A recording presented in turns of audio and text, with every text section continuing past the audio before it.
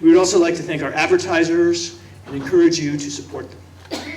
The festival is run entirely by volunteers, but has very real expenses, so we encourage you to make a donation at one of the donation boxes sometime this weekend or online at our website. Please take a moment now to turn off the ringer on your cell phone. My name is Tim Weed, and I'm a volunteer and one of the many organizers of this festival, which is a great thing, as you know. And I'm here. I have the great honor of introducing Nancy Marie Brown. Nancy is the author of 6 general interest books and a young adult novel, published by the great Stephen Roxburgh at Nomelos, who also published my first novel, which is why I'm here doing this introduction. Nancy writes about Iceland and Vikings, science and sagas. For 20 years, she worked as a science writer and editor at Penn State University. She now lives in northern Vermont, where she keeps 4 Icelandic horses and an Icelandic sheepdog, which is pretty cool. And she spends part of each summer in Iceland offering history and horseback tours. So she is a true expert on Icelandic history and culture, but she's also something of a Renaissance woman with a diversity of interests. Her new book, Ivory Vikings, which she's going to talk about today, is a reflection of this multidisciplinary approach to learning. Ivory Vikings isn't only the fascinating story of its central figures, the Lewis Chessmen, nor is it only a history of chess or a history of the Vikings or a history of the northern reaches of Europe during the Middle Ages. It's a weaving together of all of these things, and it's a beautifully made textile that turns out to be much more than the sum of its threads. Nancy has read widely in areas that are not available to most of us, in part because of language barriers and accidents of geography. She has emerged from years of applied study with a delightfully written synthesis of the most interesting details she's found. Ivory Vikings is a book that tells an entertaining story while revealing new perspectives on a little-known part of our species' history on this planet.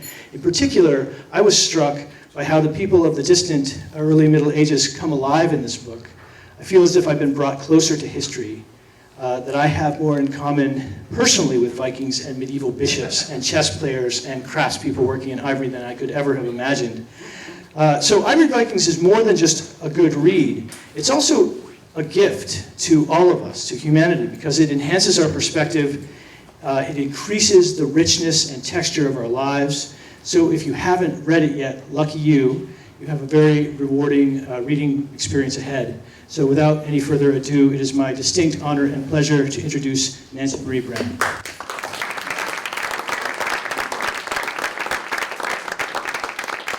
I think I'll just ask Tim to keep going for another hour. That would be like, not a problem. Thank you very much, Tim. So I'm going to talk to you. Yeah, I'm not sure if this sounds good yet. We're okay? No tinniness happening in the background? Good. I'm going to talk to you about Ivory Vikings, and the one thing that Tim didn't say about it is that I consider this a biography. This is a biography of a set of objects, and we don't often think of them as having histories, life histories, but in this case, they do. So I'm going to start out with a brief reading, and then I'm going to take you on a lecture tour.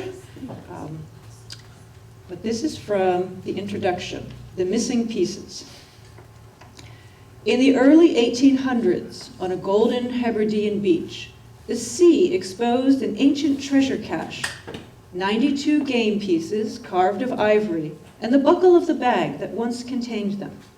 78 are chessmen, the Lewis Chessmen, the most famous chessmen in the world. Between 1 5/8 and 4 inches tall, these chessmen are Norse netsuki, each face individual, each full of quirks. The kings, stout and stoic. The queens, grieving or aghast. The bishops, moon-faced and mild. The knights are dowdy, if a bit ludicrous on their cute ponies. The rooks are not castles but warriors, some going berserk, biting their shields in battle frenzy. Only the pawns are lumps, simple octagons, and few at that, only 19, though the 14 plain discs could be pawns or men for a different game, like checkers. Altogether, the hoard held almost 4 full chess sets. Only 1 knight, 4 rooks, and 44 pawns are missing. About 3 pounds of ivory treasure. Who carved them? Where? How did they arrive in that sandbank, or as another account says, that underground cyst on the Isle of Lewis in westernmost Scotland? No one knows for sure. History, too, has many pieces missing. To play the game, we fill the empty squares with pieces of our own imagination. Instead of facts about these chessmen, we have clues. Some come from medieval sagas, others from modern archaeology, art history, forensics, and the history of board games. The story of the Lewis Chessmen encompasses the whole history of the Vikings in the North Atlantic from 793 to 1066, when the sea road connected places we think of as far apart and culturally distinct: Norway and Scotland, Ireland and Iceland, the Orkney Isles and Greenland, the Hebrides and Newfoundland.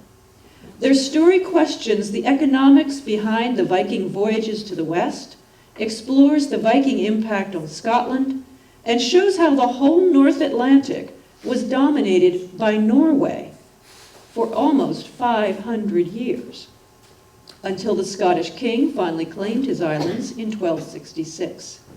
It reveals the struggle within Viking culture to accommodate Christianity, the ways in which Rome's rules were flouted, and how orthodoxy eventually prevailed.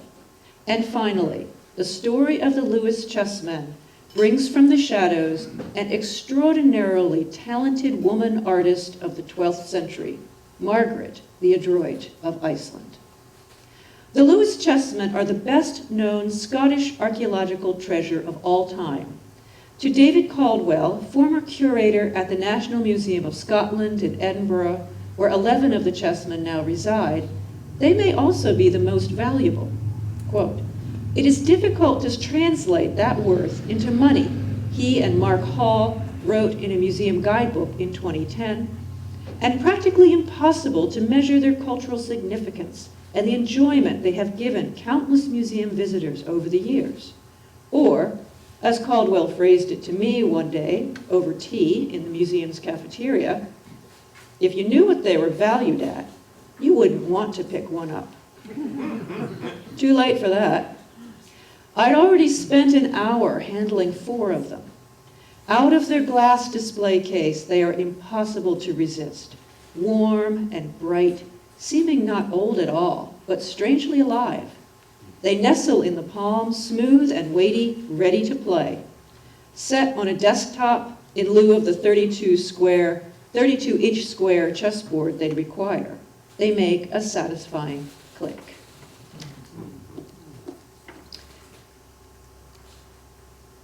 According to a curator at the British Museum in London, which owns all but 11 of them, quote, "Few objects compete with the Lewis Chessmen in terms of their popular appeal. Chess players are also enamored of the Lewis Chessmen. As the earliest sets to include bishops, among the first with queens, and the only ones to use Viking berserks as rooks, they are the most famous and important pieces in history," says one expert. To Scottish nationalists, their symbolic value is extraordinary. Leading up to the 2014 referendum on Scottish independence, the Scottish Democratic Alliance issued a policy paper titled, quote, "The Future Governance of Scotland." In a list of 5 points for which, quote, "there is a need for an agreed exit strategy from the UK," number 3 read, quote, "Negotiation on division of the UK assets, oil, financial, military, Lewis Chessmen, etc." The chessmen are icons of the Viking age, despite having been made 100 years or more too late. They are Harry Potter's chess set. Before the life or death match in the film Harry Potter and the Sorcerer's Stone, Harry learns wizard's chess from the Lewis Chessmen. They appear in the Disney Pixar film Brave, as well as in The Seventh Seal, Beckett, and The Lions in Winter. They grace the cover of an Agatha Christie mystery, They figure in the plots of a 2011 children's book by Francesca Simon of Horrid Henry fame, a 2012 story in the Doctor Who series, and a 2013 thriller by Peter May. Who carved them and where?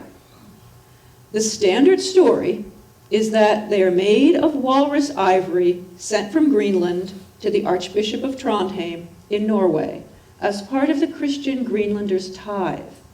The chessmen were carved in 12th century Trondheim, then sent by merchant ship to Dublin, Ireland. The ship wrecked on the Isle of Lewis in Scotland's Outer Hebrides, and the chessmen were lost. They were found on Lewis in 1831. What's true about this story is that they are made of walrus tusk, all except for 4 that are made of whale's tooth, and that they were found on the Isle of Lewis. Everything else is speculation. We're not even sure what year they were found. Art historians usually assume, in the absence of other information, that an object was made close to where it was found. And you could make a case that the Lewis chessmen were made on the Isle of Lewis, or in the Orkney Islands, or somewhere else in Scotland. You could also argue, with just as much factual evidence as we have for Trondheim in Norway, that they were made in Lund, which was then in Denmark and is now in Sweden, or that they were made in Greenland. But the theory that convinced me, and the one I argue in Ivory Vikings, was that they were made in Iceland around the year 1200 for Bishop Paul of Skalholt by an artist in his employ named Margaret the Adroit. My book, Ivory Vikings, is organized into 5 chapters, each named for a chess piece.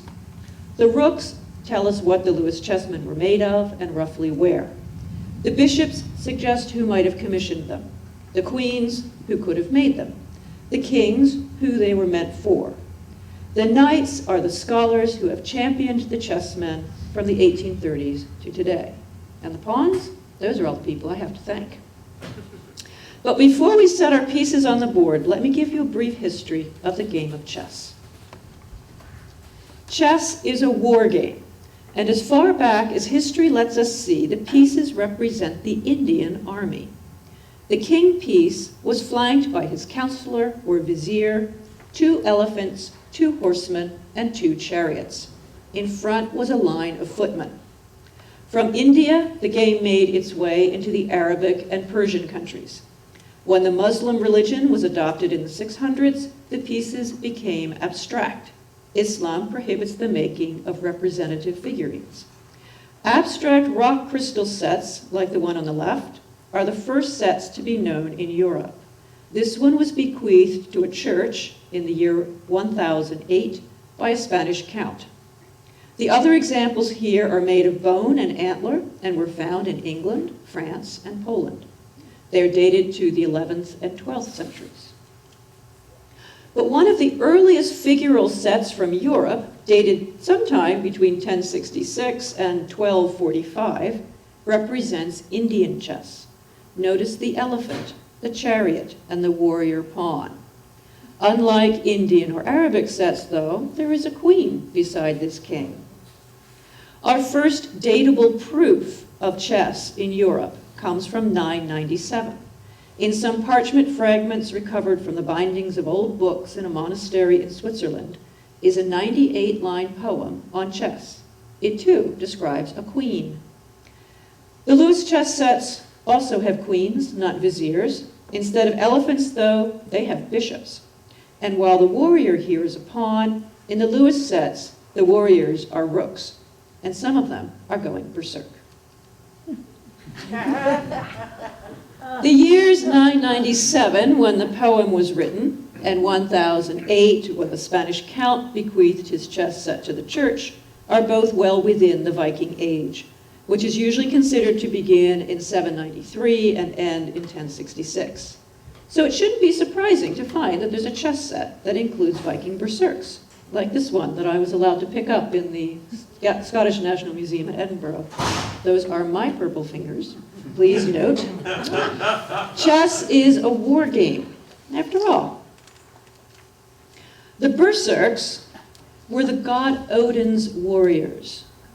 They, quote, wore no armor and were as mad as dogs or wolves, according to the 13th century Icelandic writer Snorri Sturluson, who was the subject of my previous book, Song of the Vikings.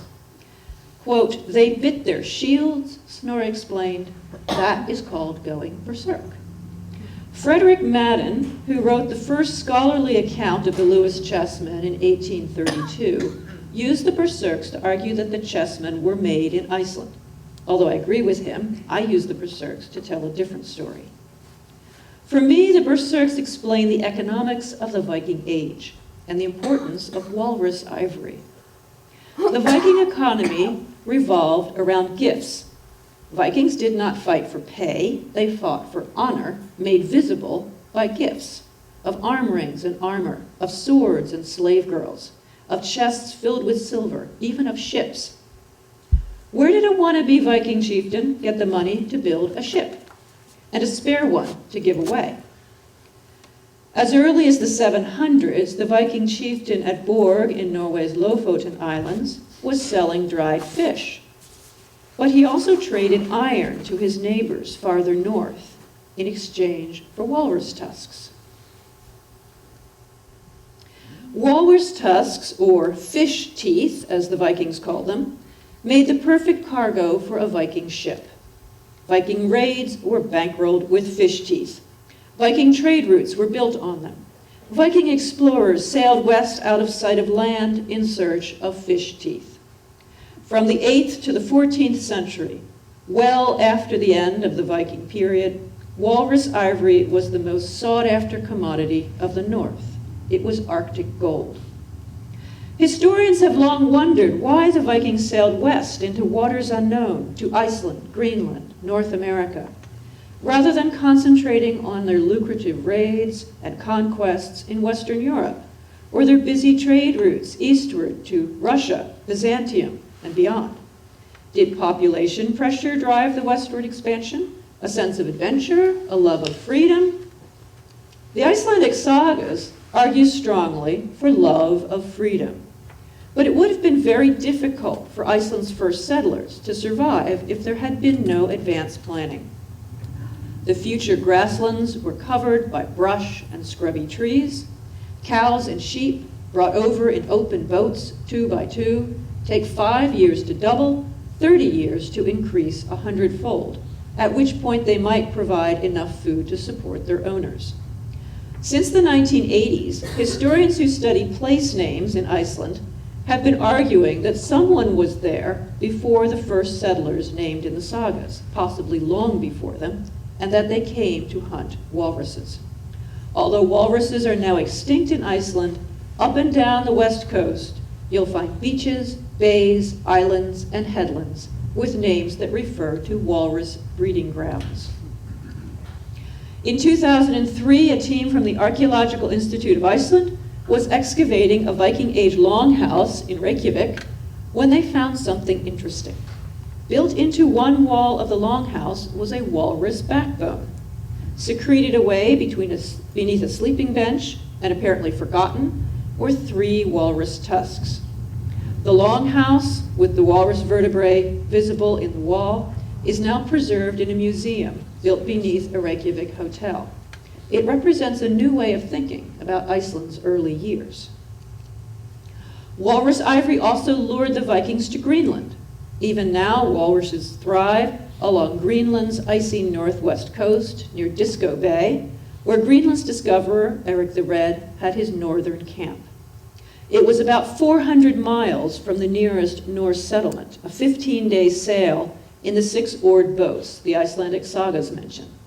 To save on weight, the hunters chopped the skulls in 2 and took only the tusked upper jaws south. There, the tusks were worked free of the jaws over the long winters. It took skill and training, but every farm in the western settlement, it seems, had someone assigned to the task. Chips of walrus skull have been found on large farms, on little farms, even on farms a long walk from the sea. This farm may have been the center of the industry. Walrus ivory was extracted here for 350 years. longer than at any other farm, and the amount steadily increased from the year 1000 to 1350. So on to the bishops. While the Lewis Chessmen are the only extant set that use berserks as rooks instead of the earlier chariots and later castles, they are also unusual in being the first sets to have bishops. How odd if you think about it. What is a churchman doing in a war game? If you were king, who would you want closest to hand? A berserk, a knight, or a bishop? Who, as the Archbishop of Trondheim saw fit to remind the Icelanders in 1175, owed, quote, obedience to God and St. Peter and me, not to a king, and was to involve himself only in those disputes that, quote, do not require the use of weapons. One answer to the question of how a bishop ended up on the chessboard is that a bishop put him there. Based on the type of mitre the bishops wear, everyone agrees the Lewis Chessmen must have been carved after 1140, when episcopal fashions began to change. Here you can see both the older fashion of bishop's hat on the bottom, looking vaguely like horns, and the newer gabled style with the peaks front to back. This picture is from an English manuscript of the mid-12th century. The Lewis Chessmen, being the oldest extant sets that unmistakably include bishops, could mark the debut of the bishop on the board. If they were made in the Norse world after gabled mitres became the rage, we have 4 good candidates. There's a long chapter in Ivory Vikings in which I explain why I think Bishop Paul of Iceland is the most likely one of the 4. My argument turns on whether or not the bishop in question would see himself in the bishop on the chessboard.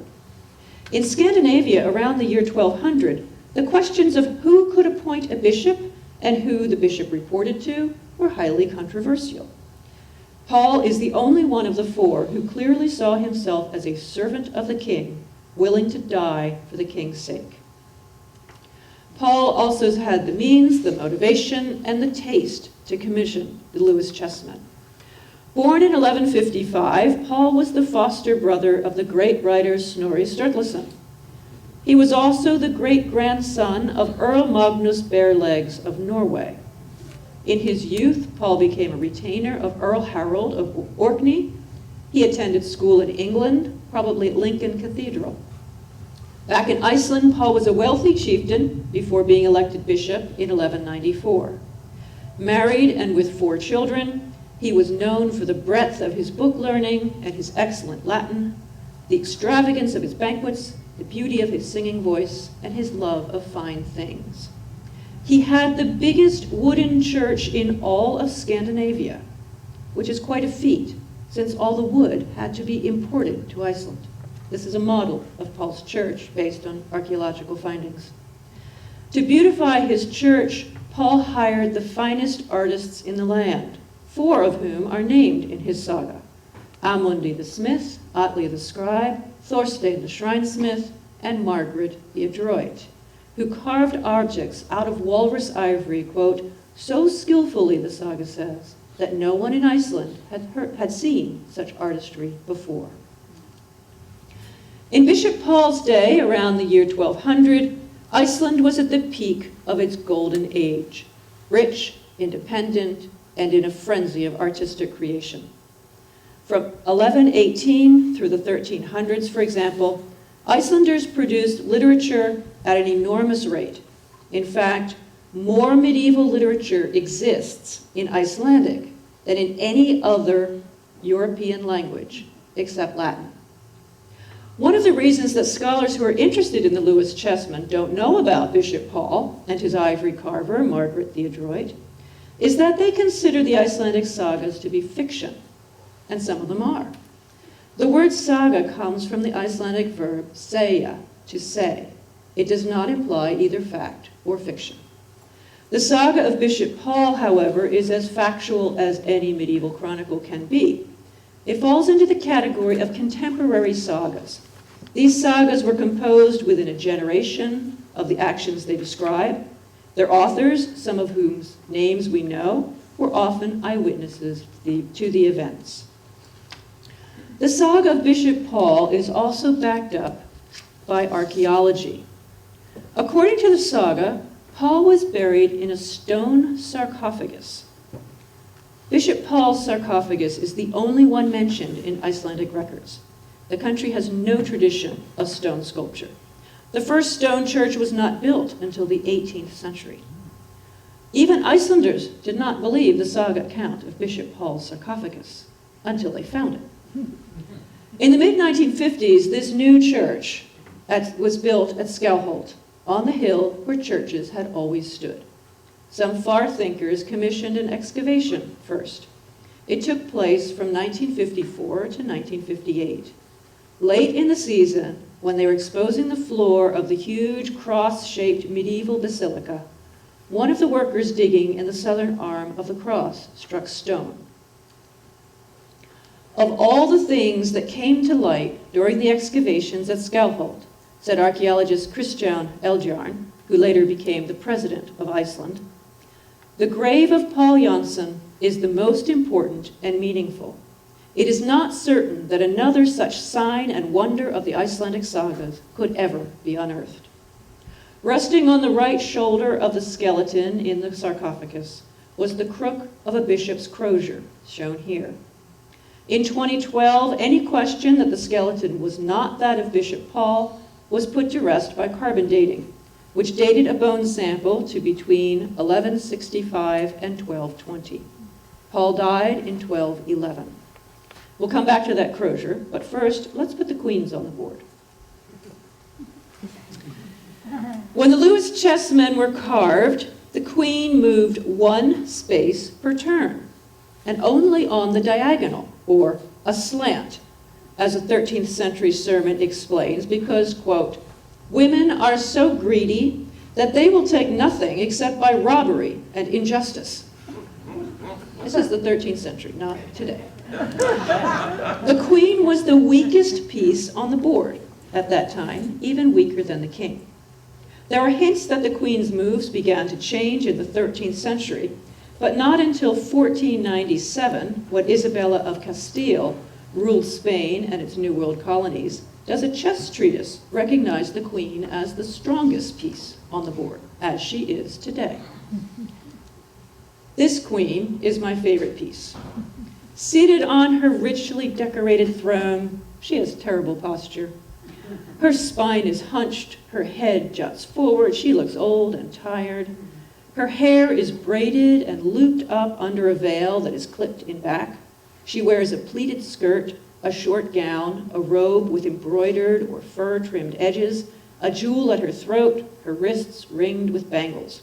She is brooding, her jaw clenched. She claps her right hand to her cheek, cradles her elbow with the left. Her left thumb curls back, like mine does.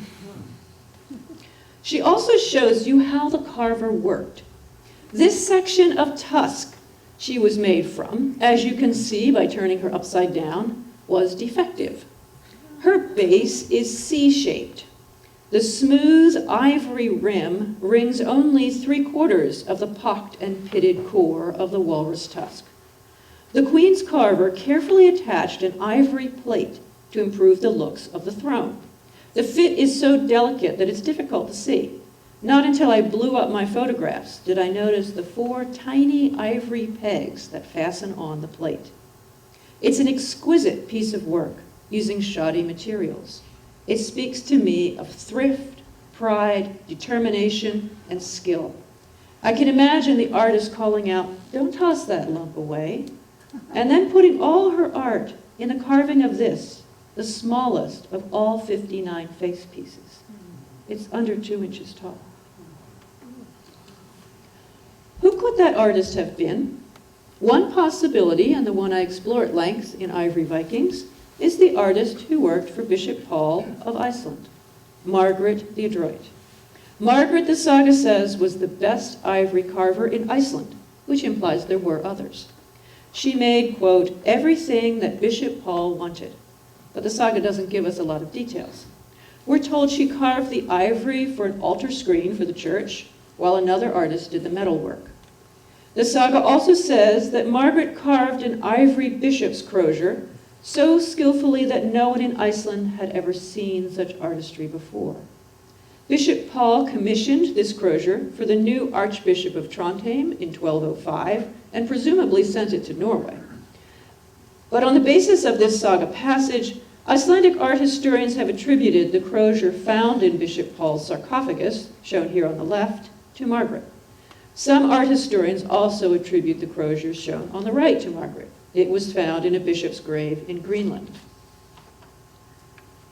To be fair, in Ivory Vikings, I also examined in detail the standard story about the Lewis Chessmen, that they were carved in Trondheim. It too is a plausible theory, but it too requires a number of assumptions and leaps of logic.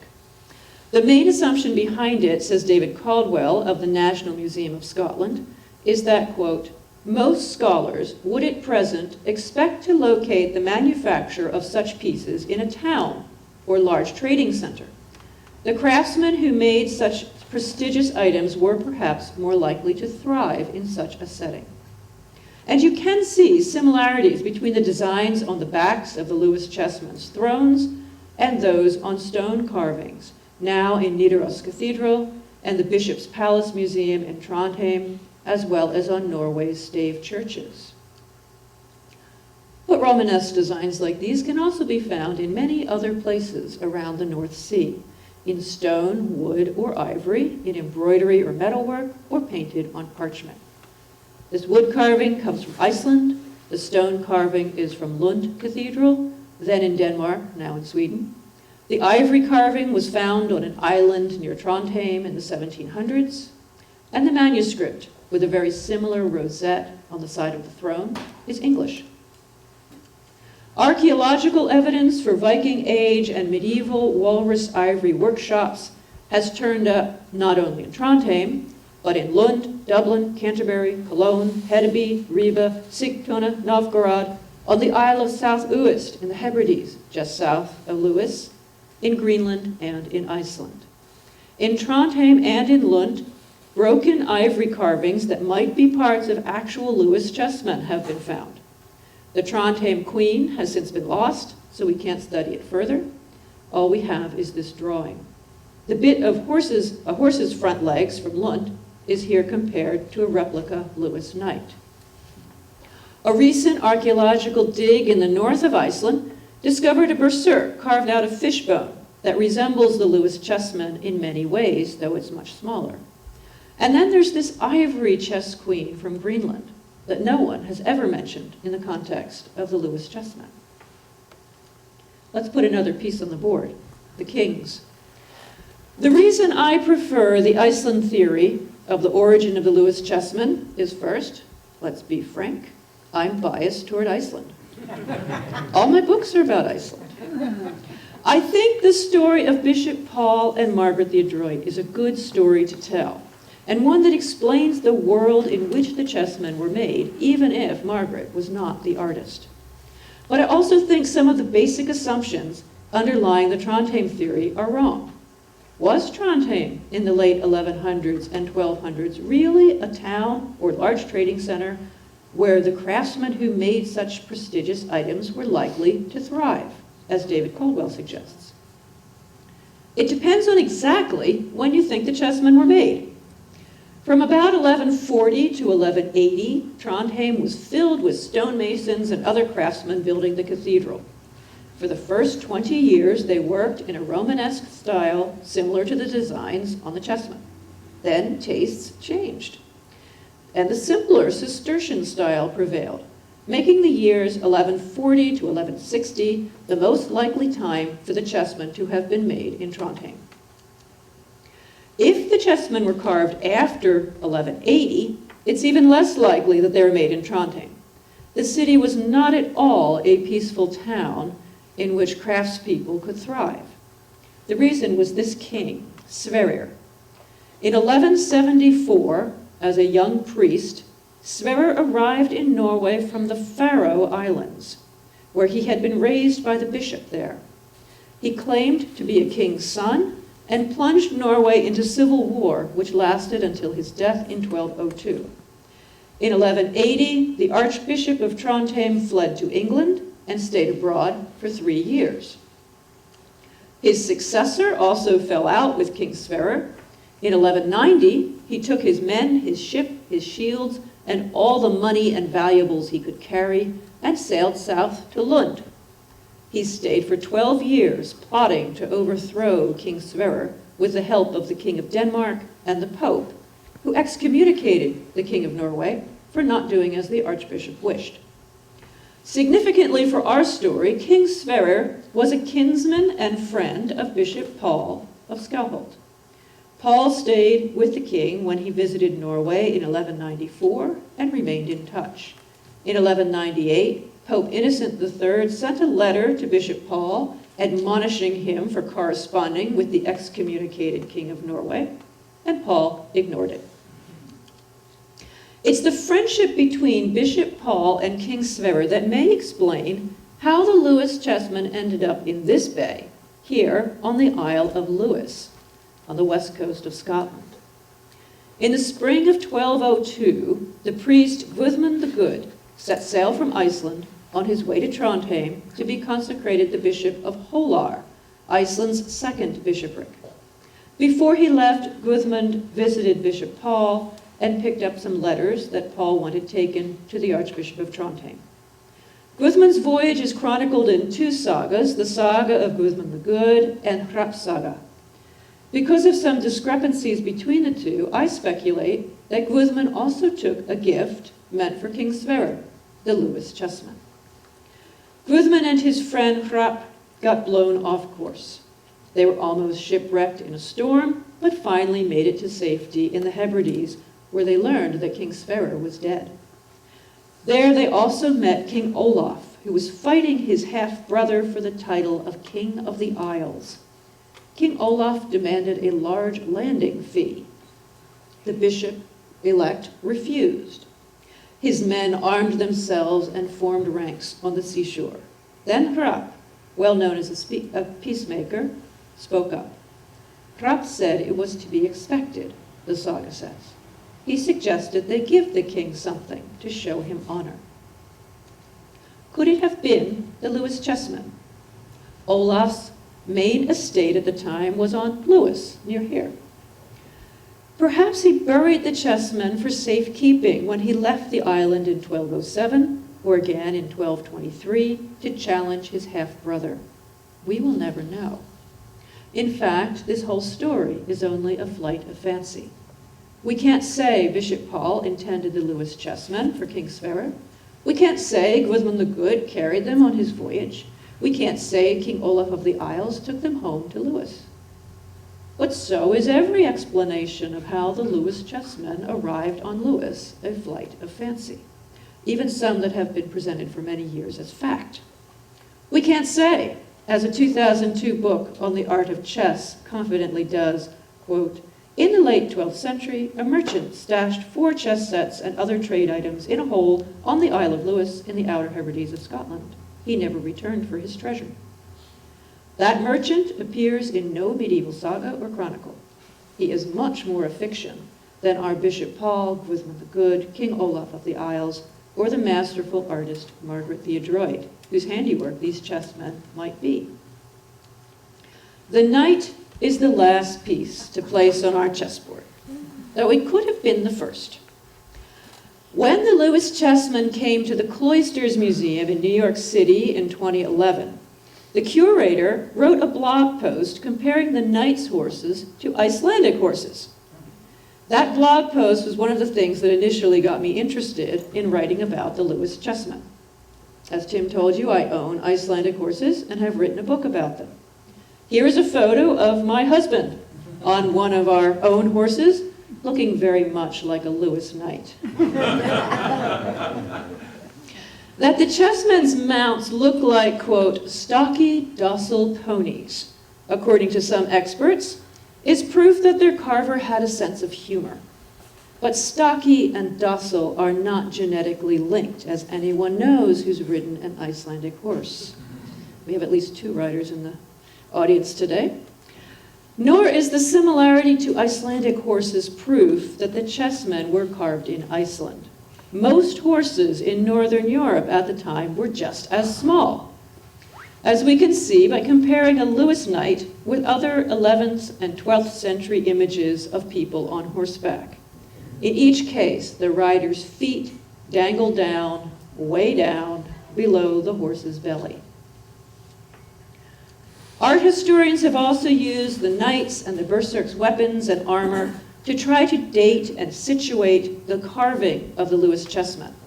But gauging from their shields and caps, some of the Lewis chessmen could have been made as early as 1075, like the Bayeux Tapestry, others as late as 1255, like the Crusader Bible. They could have been carved in Iceland, Norway, England, France, Scotland, or anywhere in between. They could be serious portrayals of mounted warriors or spoofs of knights. They could be the work of one carver or many, collected over a span of years. The Lewis knights raise more questions than they answer. To me, the knights of this story are the scholars who have championed the Lewis chessmen since 1831. Chief among them is the man who inspired Ivory Vikings, civil engineer and chess player Guðmundur Þórarinsson of Iceland. When Guðmundur posted his discussion of the Iceland theory on the internet, he was attacked. Said one critic, quote, "The content is literally filled with faults and oversights. This whole argument seems far-fetched."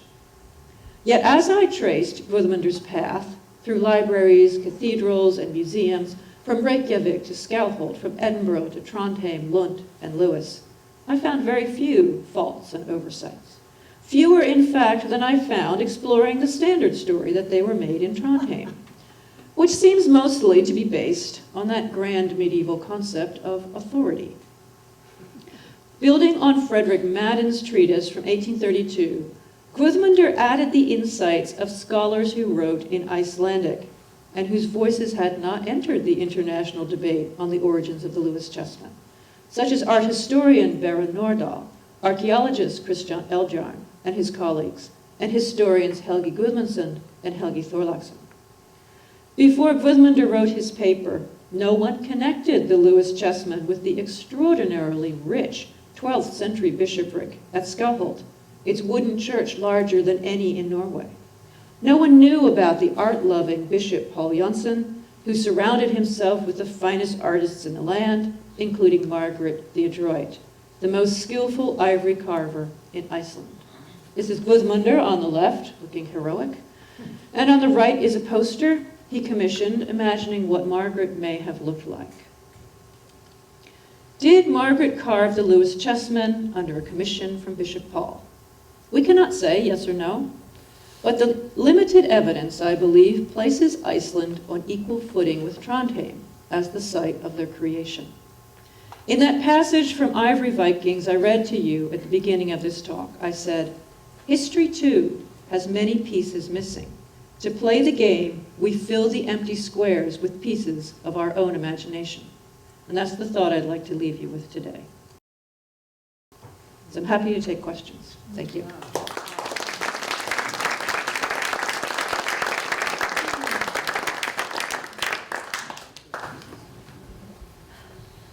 Who wants to start? Thank you. Where did you go? Excuse when me. you touched Oh, the he has a purple rock? microphone. I have a microphone so everybody can hear. Oh. There you go. Thank you. Where did you go where they let you touch them with purple gloves? Oh, that was a great story. In Edinburgh at the National Museum of Scotland. And this is where persistence pays off.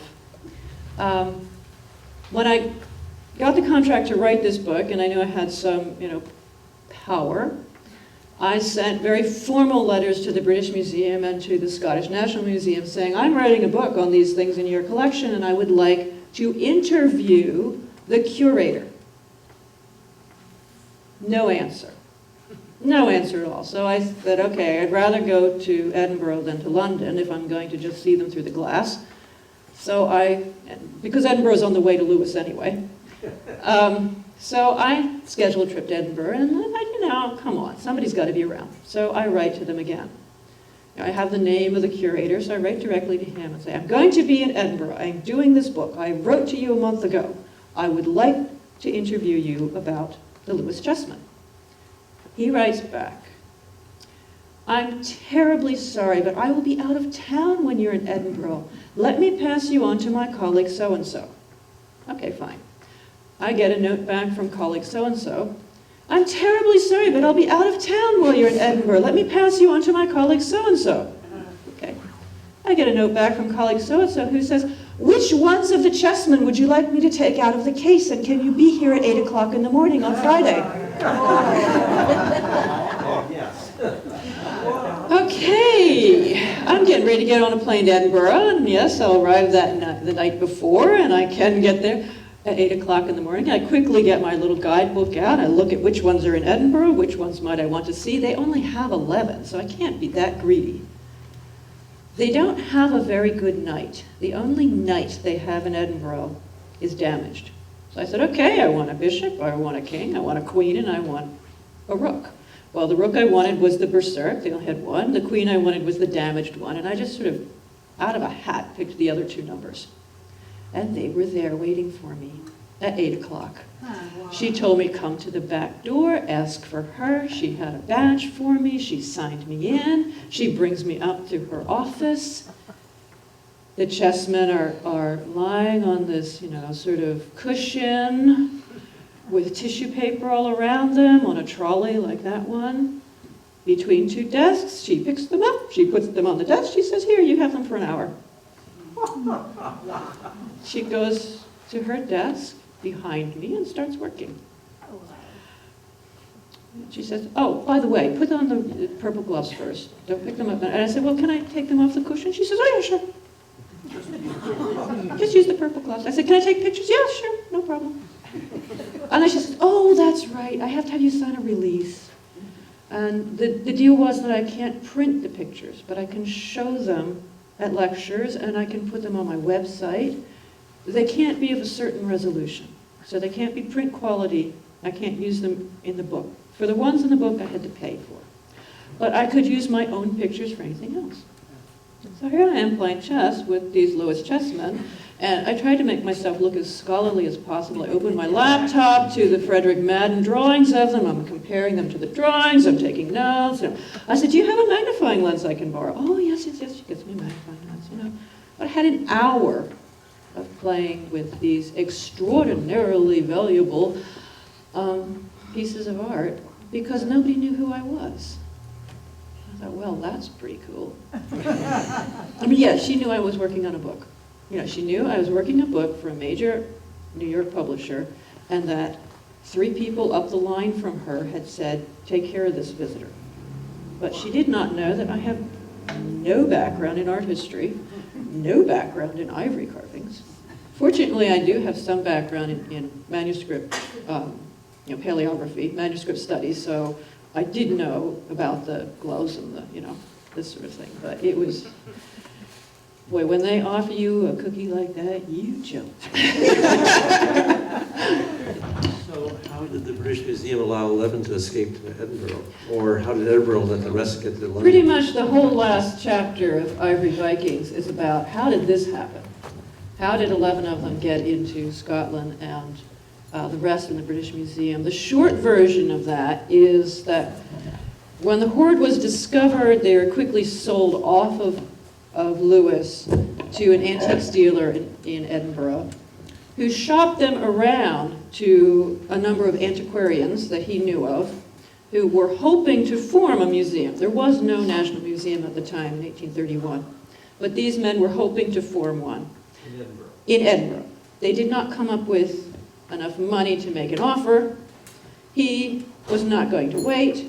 He took them down to the British Museum, and Frederick Madden at the time was the curator of manuscripts, immediately saw their importance and their connection to Icelandic manuscripts, argued very strongly that they should be purchased, and the British Museum then made an offer with the understanding that they were, where's that microphone that's giving me feedback, with the understanding that they were buying the entire hoard. They were not. 12 of them had already been sold secretly, privately, to one of the antiquarians in Scotland who did not want his friends to know that he had put them in his private collection. Only after he died and his estate was split up did it become apparent that these were from the same sets. And through a number of other little, machinations, they ended up in the Scottish National Museum because the British National Museum very politely declined to bid on them when they came up for sale. Yeah. And you have 12, 11 are there? Yeah. There is one missing. Yeah, there's one that can't be traced. So it's like there was this one. Actually, I'm not remembering whether he said he had 10 and there are now 11, or he said he had 12 and there are now 11. You'll have to look in the book. But actually, numbers are not my thing. But there is a discrepancy between the number he says he has and the number that made it into the museum, and nobody knows what happened in between. There's like no paper trail. At one point, even in the mid-1800s, a scholar tried to track down exactly where were they found and by who, and how did they get to Edinburgh, and who saw them at Edinburgh, and he couldn't piece it together. He says it's obvious somebody is not telling the truth. And for whatever the reason, we can only speculate. But I do a lot of speculating in here about what the reason was. A question over here. Has any attempt been made, or is it even possible to do like a carbon dating or something like that to pin down the time of The carbon dating manufacture? question is one that I asked to every curator, scientist, whatever I could get a hold of. There's two reasons that carbon dating, I think you need to turn that mic off. There's two reasons that carbon dating has not been done. First, these are in a museum collection, and museum curators have a real moral hatred of destroying their artworks. So even taking a little fingernail carving from the bottom of one of these is destructive testing. And they would have to have an extremely good reason to want to do that. And so far they do not have an extremely good reason, because carbon dating at its best right now can only give us a range of dates between 50 and 100 years. We have already narrowed it down to between 50 and 100 years, or at least 100 years, by the art historical technique of looking at the different clothing styles of the bishops and the knights. They could not have been made before 1140, when the new bishop's mitres came into being, and they could not have been made much later than 1250. So we have a good 100-year range anyway. The other kind of testing that could be done is to find out where the walrus came from. And again, they don't bother to do that because almost all of the walrus ivory in Europe for this 300-year period comes from Greenland. There weren't a lot of other places that people were going to hunt walrus, and we already pretty much know that that's where it comes from. They have done that kind of testing on some of the walrus tusks and chips and things that they've found in various archaeological digs that are not carved. They're just pieces of walrus, and you can trace them back to Greenland quite easily. So it's pretty overwhelming that the ivory is from Greenland. We know it's walrus. It's from Greenland. And they were made sometime between 1140, 1150, and 1240. So it's not really going to help us solve that question. That comes down to a range of 20 years. There's not a technique for that yet. Here in the front. Was the climate noticeably different back then? It depends what back then is. Back when you think yeah. these were carved and the religion was so prominent. Oh, religion is a very different question. The climate in Iceland it was much nicer around 1000 than it was in 1200, and it got worse in 1300. But it wasn't all that much difference. The big problem in Iceland was erosion caused by the introduction of grazing animals. And it took quite a long time for the settlers to figure out, how much pressure, grazing pressure, could the soils, survive. So a lot of soil eroded into the sea before they had that figured out. So that's one of the reasons that at 1260-something, Iceland became a colony of Norway, because the culture that had been, it was pretty dependent on Norway anyway, but more or less self-sufficient for a couple of hundred years, suddenly was finding it difficult to feed its population, and thought that, you know, the main problem with Iceland is there are no trees to build ships. So unless you have very strong ties, either family ties or political ties with Norway or Britain, to build ships, you are stuck on your little island. You know, so ships don't last forever. And the ships that they brought over in 1000, 1100, were by 1200 were pretty funky. And so the chieftains knew that they had to continue some sort of relation with the King of Norway. And they needed grain. You couldn't grow grain in Iceland. There was a short period right around the settlement that you could, and then it got worse, so that was an environmental change. But there were a number of reasons why they wanted to be part of Norway, and why Bishop Paul, who was the most important person in Iceland in the year 1200, made a big deal about his kinship with the Norwegian king.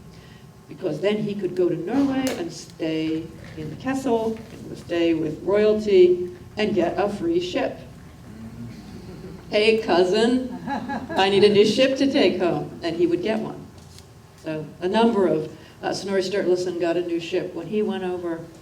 His son got a ship when he went over. So it was the sort of thing that they did. They went over and made nice to the King of Norway, who was their relative, and got something necessary for survival in Iceland. But yeah, if you want to know about Icelandic politics, read Song of the Vikings, my previous book, which talks about the dissolution of the Commonwealth.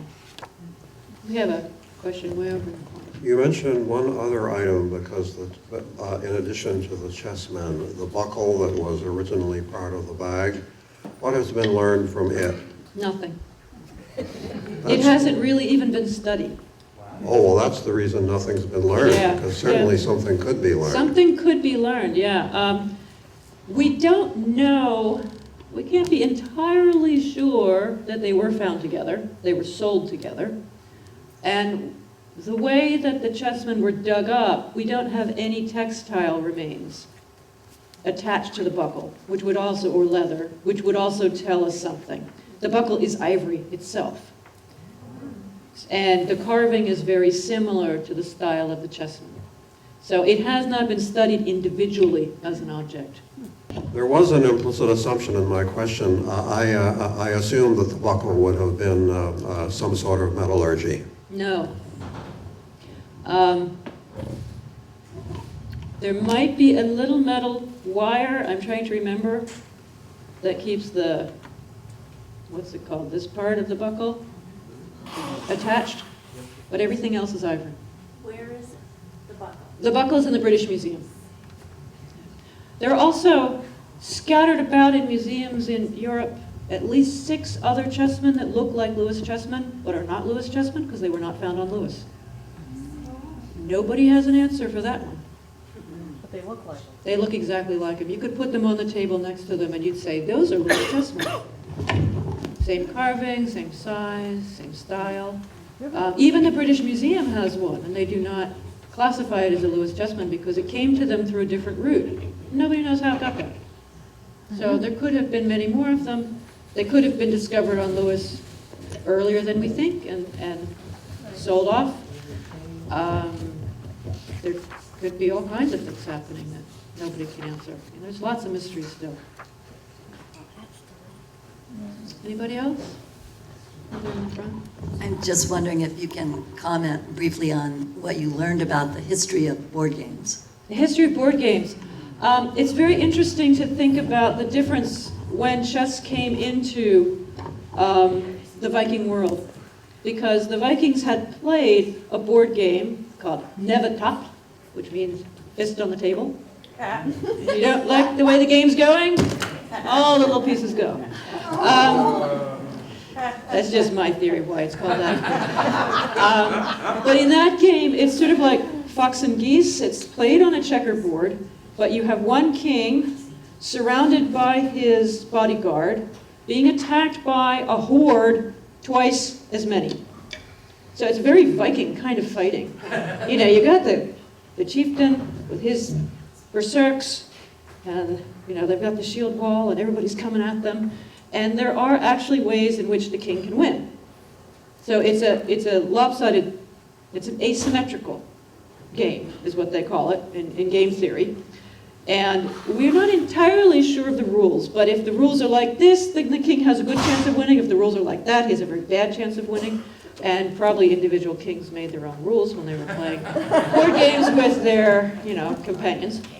But then you look at chess, and chess has the sides even. And everybody has the same stuff facing each other. So it's a totally different way of thinking of strategy. It's a much more hierarchical game. The certain pieces are only allowed to do certain things. So it's sort of describing how feudalism was coming into the North, where you have your station, you have your job, you can't move any other way. So it's a totally different way of thinking about, you know, games. So it's kind of neat that way. The term berserks. The berserks, I yeah. love that. And Well, we all know about going berserk. Right. What does it mean to go berserk? You gotta bite your tail. right. Right. So there was a value to them being crazy, Yes. crazy, angry. There are a berserks. number of theories about what exactly they were. And it seems that in, you know, the very ancient times that we don't really have sources for, that there was a warrior cult in the Scandinavian world. And there were certain rituals that went along with being a member of the warrior cult. And these were, you know, the fighters of the god Odin. And Odin's a little crazy too when you read about him. He does all kinds of witchcraft and things that men are not supposed to do. So these men either wore bearskin or wolfskin cloaks. Sometimes they went into battle without armor, you know, bare-chested, to, you know, really show off how really tough they were. Some of the theories, the one that has been pretty much discredited now, is that they ate magic mushrooms and didn't know what was going on. That's no longer in fashion, but the one that's in fashion is that they made beer with certain herbs that not only acted as a preservative, but that are hallucinogenic. Ah, yeah. Different version, berserk beer. Mostly it was, you know, you can see this in a lot of the, you know, ancient cultures. You had to kind of jazz yourself up Yeah. to run against the next guy and whack him over the head with a stick of some sort. Yeah. So this was, you know, the guys who got really jazzed up, and they were in the front. They went first. And they howled. And we have in, you know, the stories or the poems written by their enemies, how fierce they were. You know, they're howling as they were attacking Paris. They were you know, banging things against their shields and biting their shields and howling. And the people in Paris, the poor little monk who's writing this, is scared to death. That's the point of it. You know, we don't really know if these men were anything other than, you know, big football players. You know, they were big, muscular guys who were given the best weapons or didn't need weapons and sent out in the front of battle. But so going berserk is going crazy mad. I mean, why would you bite your shield? And as you can see, by the time the berserks make it into the Lewis Chessmen, they're cute. Oh, They're no longer fearsome. they just make weird faces. The Lewis Chessmen are like a romantic looking back at the Viking Age. The berserks are cute. I don't scare anybody. I want one in my pocket. You know? So I think I'm going to call it to a close, because I want to give you a chance to sign some books. If anyone wants to buy some books, Nancy will sit and sign a few books. And thank you very much. Thank you.